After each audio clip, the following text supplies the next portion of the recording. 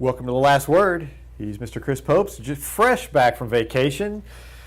And I'm Mr. David Jenkins, and I still have yet to take my vacation. It's coming. Yours is coming. September. Can't there wait. You go. So, see, yeah. It was a staycation, so I didn't do anything too extravagant. Didn't go to beaches. I would take it right like now. It was fun. It was just to stay at home and not do anything. I would love to get paid to just stay at home and not do anything.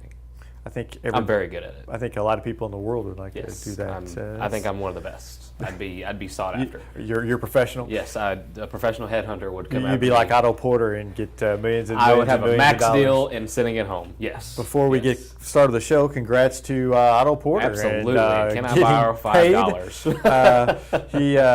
He apparently is going to buy the city of Morley. They had a cafe that just collapsed the other day. I think he can pull some money out of his wallet and just throw it down, and they build one twice the size. There you go. There's a new cafe, a bar, and hotel if you need it. Yeah. No, congratulations to him. I mean, I know it's a crazy amount of money for him, and I know that you see a lot of athletes get that money, and I got to think that he's going to be one that's going to keep it right and not let it go to his head, and hopefully that stays that way. And he's just congrats to him. Yeah, he wasn't poor to start with, and now he's. Congratulations. I mean, people who work hard, they deserve it, and he certainly is one that works hard and works to get better. And so we'll move on. See how that works for the Wizards. I don't know. Don't know if it'd been enough to top to LeBron. As for the pieces they have and what they have, but he's getting paid. So there you go. At least they're in the East. They're in the East. And other than the Celtics and the Cavs, you can compete. So true. You can at least have a shot to get to the Eastern Conference Finals, and got to get there. Speaking of competing, our last show we talked about, we hit a topic that gets a lot of people talking in multi-sport athletes. We're going to hit another one today. We're going to talk some public school versus private school and settle the debate. Yes, the debate of should private schools have their own, be separate from public schools, and what's your thoughts? We'll just jump right in here and. We both have an argument put together and numbers, and it's still there's never going to be a fair solution no matter how you look at it. I mean, there's not, and there's really not. And I tried to tackle some of the biggest, I guess you could say, problems with this debate. Is one, there's an unfair advantage for private schools, and I will concede that there's an unfair advantage. And it seems like every time a private school wins a championship, you think, oh, well, here you go, another private school wins a championship. That's not always the case. I just took this year's numbers, the 2016, 2017 team championships. I didn't break it down by individuals. I just took the team championships. Public schools won 73% of the team championships this year. That's 53 team championships between the boys and the girls. Private schools won 20. Now, that's still a big chunk. It's probably about the same rate as number of private schools to public schools. Yes. If you had to look at it, which is fine. I looked at the last 5 years, public versus private, and I just looked at the main sports. Yeah. And in the main sports, baseball 16-9 public, boys basketball 17-8 public, football 24-6 public, which was actually surprising to me. That was the number that was very surprising. Girls basketball 19-6 public, volleyball 12-8 public, which actually is another one that kind of surprised me. I thought private schools would be softball 23-1 public. The one that is slanted heavily in favor of the private schools is soccer. Yes. It's 12-6 boys, 15-3 girls. So private schools have a distinct advantage in soccer. Tennis as well. I didn't figure that out. I think that's a regional thing, though. I don't really think that's more of a public-private thing. I think when you look at where the state championship are coming from, are for Kansas City and St. Louis. Kansas City, St. Louis for the most part. And St. Louis is definitely a soccer town. I think it's becoming that way for sure. Kansas City is another one that just has powerhouse programs. And really the Cape area with Saxony and Notre Dame is if we're looking at Perryville, locally, and Perryville as well. But there again, Saxony and Notre Dame, they're private schools. Yeah. Perryville is not. So Perryville, is kind of the it's just an anomaly there for them. But yeah, that soccer and tennis are the two main sports I noticed was just slanted very heavily in favor of private schools. But you can't, just because two sports are slanted in one way, you can't change everything. Yeah. For them, I said I would take the argument of we need to split them up. We need to split up private and public so we can have a little argument. And the numbers just don't bear it out. They had a vote in 2007 for a public-private split, and it was voted down by over 200 schools. So obviously the schools in the state don't want it. However, there's some changes that I think could be made because they do have a distinct advantage. I think the multiplier needs to be increased, for one. I think you have no business having a school, a Class 1 school. I'm looking at you, Valley. You have no business having a private school in Class 1. No, I mean, they should all be Class 2. I would be fine with taking them out of Class 1 and 2 and moving them all. Your private schools start at Class 3 and move up. Your Class 1 and 2 have no private schools. I'd be fine with that. Looking at Valley's enrollment, I think Class 3 might be a little harsh, or Class 3 might be a little harsh for them. Class 2, definitely. I think they should be, especially the football, the big one, obviously. They can very much compete in Class 2 and be rather successful, I think, in Class 2. Oh, yeah. Of course, you have to have Lamar as well. But we saw what Lamar can do to him. Yeah, yes, I think maybe adding a little bit to the multiplier would be I think a little bit of a step forward. I think in kind of maybe solving this problem. Another one to me, if you have a school like Valley who just dominates a sport, like football, who has in the past, if their winning percentage against Class 1 schools tops, I think it had to be a pretty large number, like 90, 95%, 85%, somewhere around there. If it tops there, if it stays there for about a 3-year period, I think they automatically get bumped up a class. I think that may, I don't know. But then you look at a school like Lamar, like public schools who just dominate their Class 2 schedule. Right. What do you do with them? That's the problem with my solution. But at the same time, you don't want to punish the private schools too much because they're already kind of punished with the multiplier. Right. It's just there's no easy way around it, and if you do split them up, I think you run into scheduling problems. You run into venues and when you're going to play all these championships. Of course, that can all be worked out. I know that, but who's going to regulate this private? Then what say the rules of what you can do inside of your own private championship? What let's say any kind of rules there? They're gone. I think after that. Yeah, living in Sikeston, I hear a lot about the private schools because Class 4 is affected the most, I think, by this, with the exception of maybe the big classes. But then you're already, you can't get any bigger anyway, so hush. But as far as Class 4 is really impacted because there's a lot of private schools. For instance, Incarnate Word in girls basketball has dominated Class 4. They have no business being in Class 4. And I don't know the solution for that. If I'm not mistaken, they're an all-girls school, which I know they're an all-girls school. And the way I understand it is, girls' schools or all-boys schools, their enrollment is doubled already in order to get get to where they should be. And so, they're already really punished. By putting them in there, but they have no business in Class 4 because they dominate every time. But it's no different than Lamar. Yeah. So you're not. Except for the fact that Lamar is taking kids from their town and they're building the program, where Incarnate Word is getting kids from all over and they're building their basketball program that way. I see the anger from schools in Class 4 girls and stuff that have that. I understand the anger, and I don't know the fix, but there has to be a fix. There has to be some way to get that competitive balance better. I know the thing is they have no restrictions on who they can pull in. Maybe put a restriction on who they can pull in. Just set a boundary somehow. I don't know how you do that. I don't know even if you could do that. I don't know. Because education-wise, these private schools, they're not governed by, I don't know how they're governed, as far as, but they want kids from why wouldn't they? So, why would they? And it's more about it's more than just athletics for a lot of these schools. Just because Incarnate Word is a good basketball program, that's not their. They have a great school. So it's more than just that. So I don't know the answer, and you don't want to overly punish these kids, but you can't tell me that Incarnate Word can't compete in Class 5. Yeah. And maybe give the schools an option. Hey, do you want to compete? Because you would think that they have better competition in Class 5, and they want to play that better competition. They play it all throughout the year, with their schedule. Yeah. So why would they not want to? I remember a few years ago with Vashon, who's not a private school per se.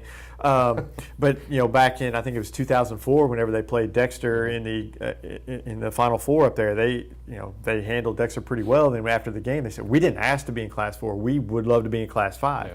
Maybe give the school that opportunity. Give them the option to move up. Just I that came to mind to me as well. Just give them, if they're just so fixated and dominated in that particular sport, give them the option to move up if they want to. And of course, you run into the problem. Well, if you're already Class 5 and you're already dominating, what do you do? Well, except I don't see any Class 5 teams that really dominate over and over and over. You have your CBCs, your Rockhurst, but it's never an extended period. Yeah. Someone always comes up and is even with them or gets them.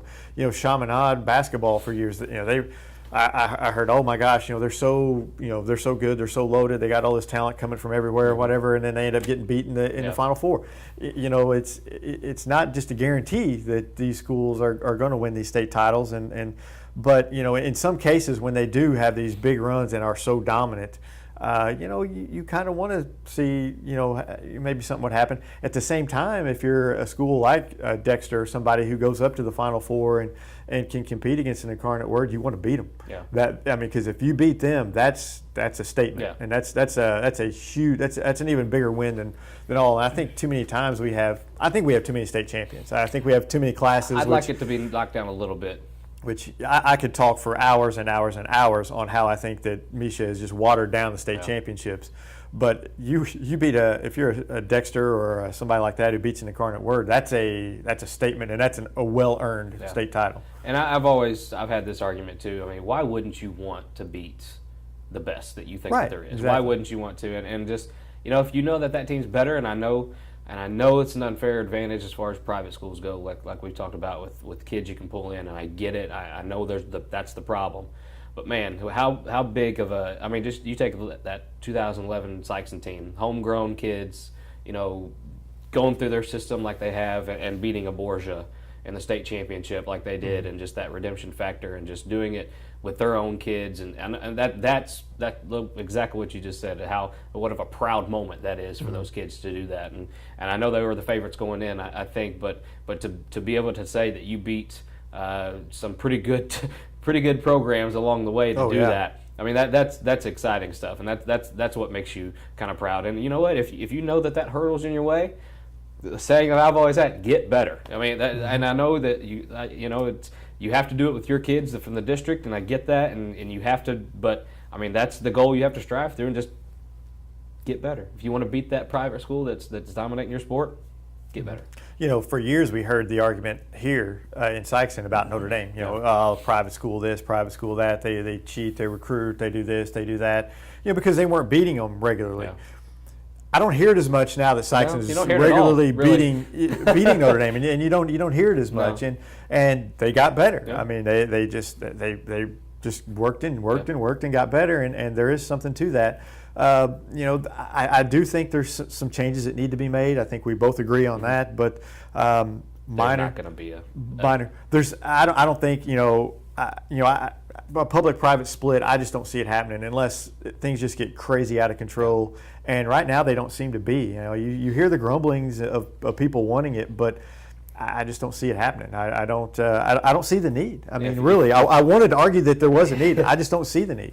There is. I mean, when we just looked at state championships, I think once you kind of trickle down into districts and sectionals, I think there are schools that kind of get, whatever, depending on your road. If you have to run into somebody from a St. Louis or something like that, a private school, that might be more of a problem, I think, than actually getting a champ. I mean, I know winning the championship is the ultimate goal, but we're just looking at championship numbers. If we take a look at the district numbers, I think they might be a little bit more balanced. Mm-hmm. I think.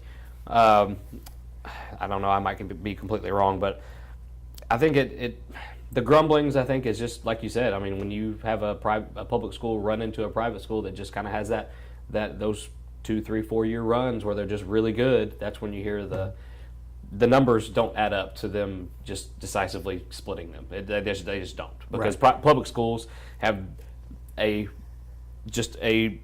ungodly share of success when it comes to sports in against private schools. So. Yeah, it's just hard to classify private schools. I mean, it's hard. They do have an unfair advantage, and the multiplier is put in place to to try to even it up, but I just don't think it evens it up enough. And you're never going to make all the fans happy, because any time a public school loses to a private school, you're going to have that argument. Anytime, and there's just not going to be an answer for it except to split them. And I don't think there's enough private schools to split it, really. I mean, how would you do it? Talk about watered down. Right. I mean, you're going to have, you talk about dominate. I mean, there's certain teams in those private schools. If you split it into a private public and you just have one private school class, there's certain teams that are just going to dominate. Yeah. If you split it into two classes, then it's going to be really watered down.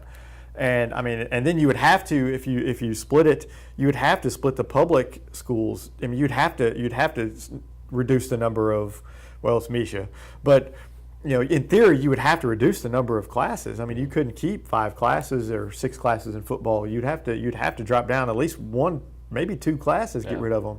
And schools aren't going to like that. I mean, it'd be the same. It's the same difference. You talk about like public schools facing some of the big public schools in football. They don't want that. Yeah. You don't want the Rockhursts and the Lee Summits and all those coming down to your class. You just don't want that. No. And so there's no right answer. It's like we said when we first started this. There's no fair solution. But I do think there are some things that they can, like increasing the multiplier a little bit and definitely getting all the private schools out of Class 1. Give the smaller schools a little bit of a better playing field. Especially like in football. Again, I'm looking at you, Valley. Other than that, it is what it is, and it's just going to be that way, and it's going to be a debate that just goes on and on and on for years and years.